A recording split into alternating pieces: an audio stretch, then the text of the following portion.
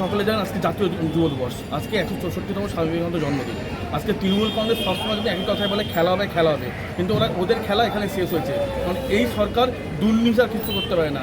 খেলা কী হবে সেটা বিজেপি দেখাবে, সাধারণ মানুষ দেখাবে। আর 2 মাস পর এরা হচ্ছে দুর্নীতি, চোর, চিটার, বাটপার। এদের সঠিক শিক্ষা দিব। 2 মাস পর হয় জেলে ভাত খাওয়াবো, তাহলে কিক মেরে বাংলাদেশে পাঠাবো। বিজেপিরা যে বলছে যে আমরা সম্মান দিই না, যারা বিবেকানন্দকে বামপন্থী বলে, যারা ঈশ্বরচন্দ্র বিদ্যাসাগরের মূর্তি ভাঙে, যারা বঙ্কিমচন্দ্র চট্টোপাধ্যায়কে বঙ্কিম দা বলে সম্বোধন করে, তাদের কাছে আমরা শিখতে হবে না মনীষীদেরকে কারা সম্মান দেয়। তৃণমূল কংগ্রেস মনীষীদেরকে যথেষ্ট সম্মান দেয় এবং তাদেরকে সম্মানের আসনে রেখেছে। 2021 সালেও আমরা খেলা খেলেছি, সেখানে বিজেপিকে আমরা তাড়িয়েছি।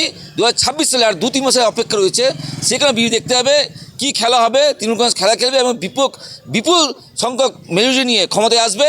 তারপরে এই বিজেপি নেতৃত্বরা বাংলাদেশ যাবে না পাকিস্তান যাবে, তারা তখন টের পাবে।